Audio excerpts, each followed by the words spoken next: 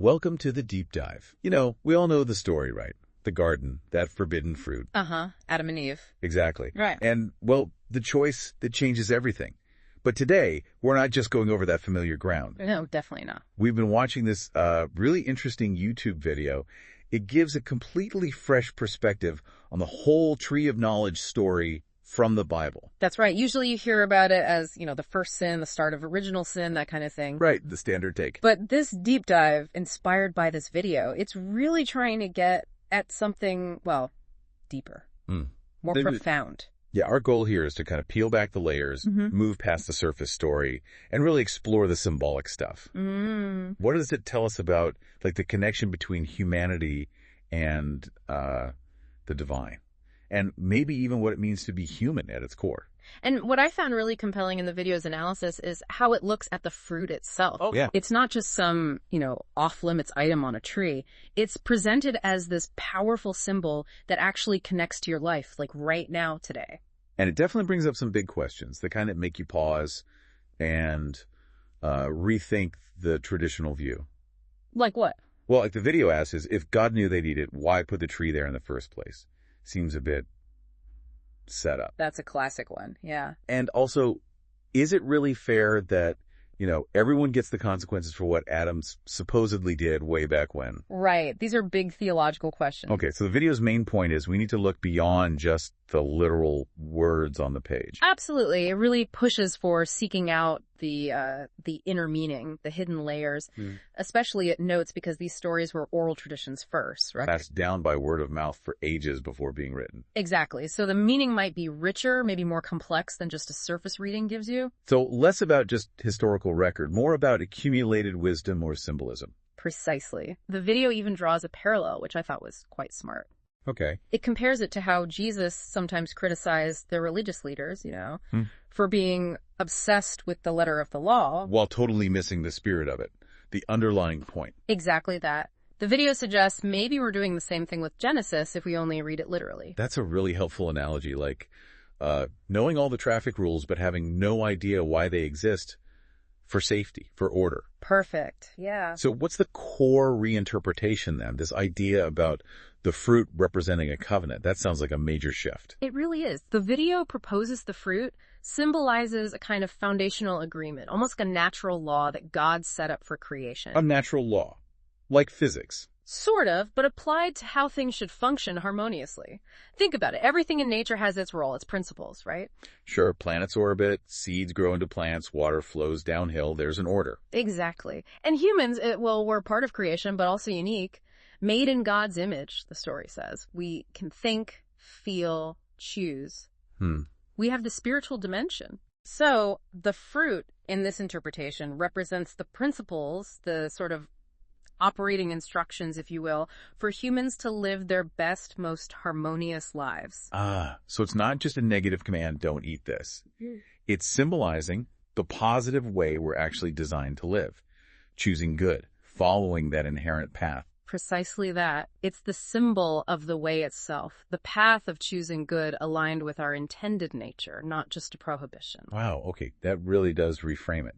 So if the fruit is this symbolic agreement or path, what about the act of eating it? How does the video explain that? It can't just be, Adam taking a bite. Right. And the video argues it's not limited to one historical guy named Adam. It points out something crucial about the Hebrew language. What's that? The word Adam. It doesn't just mean the name Adam. It can also mean humanity or mankind or the human. Okay. That's significant. So Adam could stand for all of us. That's the idea. So Adam's choice isn't just his story. It becomes a symbol for how all humans, often choose their own path, their own judgment. Instead of sticking to that divine guidance or inherent way of being. Exactly. Choosing our own definitions of good and evil, essentially. So it's not a one-off event lost in time.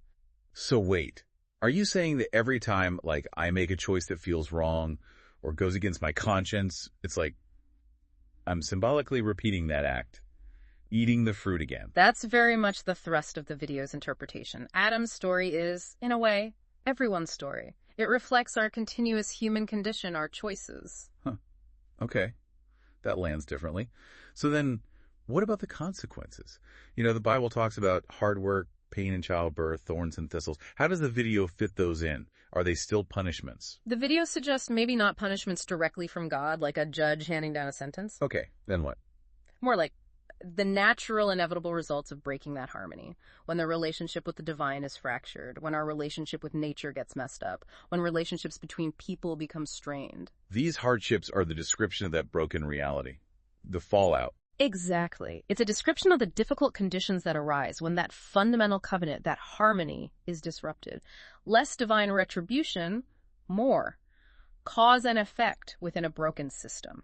So thorns and thistles aren't God literally cursing the ground, but a symbol of the struggle and difficulty that comes when we're out of sync with nature, perhaps. That's the line of thought. And the video even extends this, connecting it to modern problems. Things like environmental disasters, maybe even pandemics. Whoa, really? How? Suggesting they can be understood, at least partly, as symptoms of this larger, ongoing, fractured relationship between humanity and the natural world. Yeah. The consequence of our collective choices over time. That's quite a heavy thought. It really shifts the focus, doesn't it? It does. So the responsibility for, well, the state of things, it's not just on Adam anymore. It's kind of on us.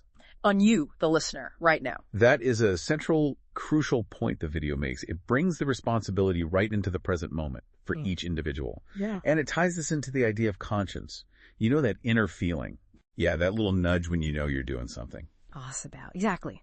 The video presents conscience as this sort of internal evidence, a constant reminder that we know when we're violating that intended path, that inherent agreement we talked about. So conscience is like our built-in detector for when we're eating the fruit symbolically. That's a good way to put it. It's our awareness of the covenant, even when we break it.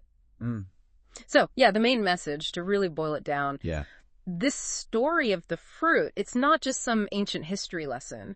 It's presented as a profoundly relevant commentary on your reality right now, your existence and your part in it all. Adam's story is playing out in your choices. Okay. This whole deep dive, looking at it through the lens of this video, it's genuinely shifted how I see that story, a story I thought was so familiar. So just to kind of wrap up the key takeaway from this perspective, the fruit of knowledge story, maybe it's less about a single sin than God's punishment. Right. And more about this foundational agreement for how humans can truly flourish and our constant ongoing struggle, really, to live up to it. That captures it well. It highlights this dynamic, this tension within us between that potential for good, that inherent path, and our freedom to choose our own way, which often leads to these challenging outcomes described in the story. Right. Okay, so here's a final thought, something to really chew on, drawing straight from the video's conclusion. Let's hear it. If this ancient story really is your story, if Adam's choice resonates in your life, what responsibility does that place on you right now? And maybe how can we individually, maybe even together, start working towards, restoring that harmony, mending that broken covenant the video talks about?